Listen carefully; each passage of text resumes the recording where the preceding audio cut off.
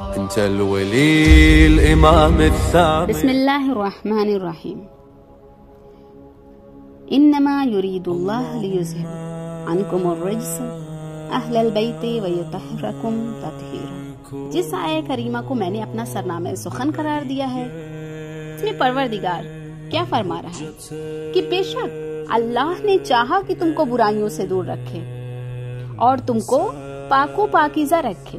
اس آیہ کریمہ کی شان یہ ہے کہ ایک مرتبہ جب رسول اللہ صلی اللہ علیہ وآلہ وسلم اپنی بیٹی حضرت فاطمہ زہرا سلام اللہ علیہا کے گھر تشریف لائے اور کہنے لگے کہ میں اپنے بدن میں سستی محسوس کر رہا ہوں، اور فرمایا یا فاطمہ تو ائتنی بالکساء الیمانی، اے فاطمہ اپنی چادر یمانی مجھے دے دو. تو شہزادی نے چادر یمانی اپنے بابا کو دے دی اور فرمایا کہ وہ جب چادر میں چلے گئے اور انہوں نے چادر اوڑھ لی تو ان کا وہ سفید چمکتا ہوا چہرہ اس چادر میں اس طریقے سے دکھائی دے رہا تھا جیسے اندھیری رات میں چاند چمکتا ہے. اس کے بعد تھوڑی ہی دیر بعد امام حسن آئے اور کہنے لگے کہ اے مادر گرامی آپ پر میرا سلام ہو. یا اماں ہو انی اشم عندک رائحۃ طیبۃ کأنہا رائحۃ جد رسول اللہ. اے مادر گرامی آپ کے نزدیک سے خوشبو سونگ رہا ہوں، گویا کہ وہ خوشبو میرے نانا رسول خدا کی ہے.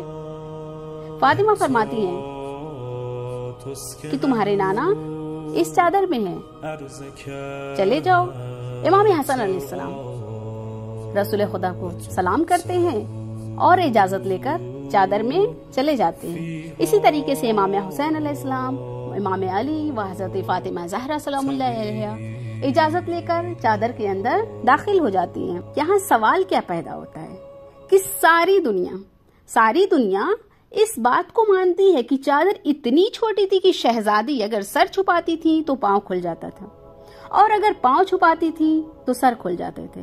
اب ذرا غور فرمائیں کہ جو چادر اتنی چھوٹی ہو کہ ایک بیوی کے جسم کو نہ چھپا سکتی ہو، ایسی چادر کے نیچے رسول، علی، فاطمہ، حسن و حسین سب آ گئے اور چادر نے تنگ دانی کا شکوہ نہیں کیا.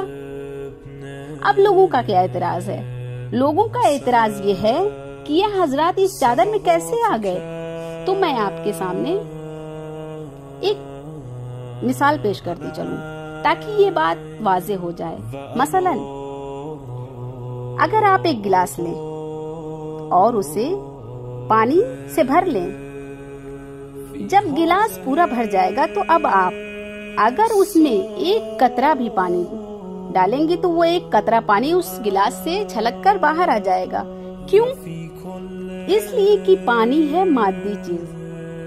اچھا، اب اگر ایک چھوٹا سا کمرہ ہو جو کہ بالکل بند ہو اور اس کے اندر ایک 500 واٹ کا بلب جلا دیجیے، پھر دوسرا، پھر تیسرا کمرہ روشنی سے بھر گیا، لیکن آپ نے پھر ایک سوئچ آن کیا اور اتنے ہی پاور کا ایک اور بلب جلا دیا، تو کیا اس بلب کی روشنی اس میں نہیں سمائے گی؟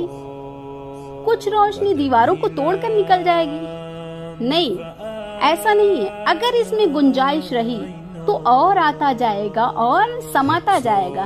اس کا مطلب یہ ہے کہ جہاں پر محدود ظرف میں کوئی چیز چھلک جائے وہ ہوتی ہے مادی، اور جہاں پر محدود ظرف میں نور آ جائے اور سما جائے تو وہ ہوتا ہے نورانی. تو ان 5 ہستیوں کا اس چھوٹی سی چادر میں سمٹ کر آ جانا اور چادر کو تنگدانی کا شکوہ نہ کرنا اس بات کی دلیل ہے کہ یہ کوئی خاکی وجود نہ تھے بلکہ یہ ایک نورانی وجود. عزیزان محترم، شہزادی کیا فرما رہی ہیں؟ کہہ رہی ہیں کہ فلما اکتملنا جميعا. اس کا صحیح ترجمہ نہیں کیا جاتا ہے تو ہم جمع ہو گئے، ترجمہ کیا جاتا ہے جب ہم جمع ہو گئے. یہ کیا کہہ دیا؟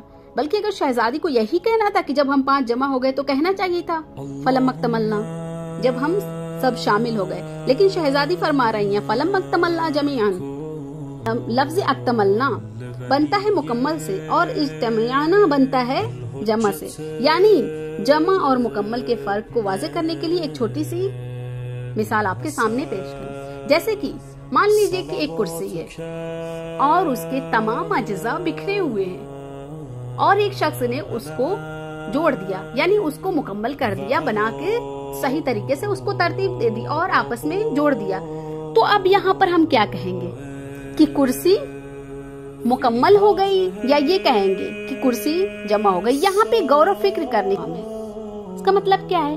मतलब ये है कि जहाँ एक ही शय के बिखरे हुए अज्जा हैं और वो किसी मंजिल पर सिमट आए तो उसे कहा जाता है कि मुकम्मल हो गया। तो शहजादी फरमा रही है कि हम सब मुकम्मल हो गए। तो इसका मतलब ये है कि देखो, हम लोगों को अलग मत समझना, वो एक ही नूर था जिसके टुकड़े बिखरे हुए थे और फिर इसी चादर में आकर मिल गए।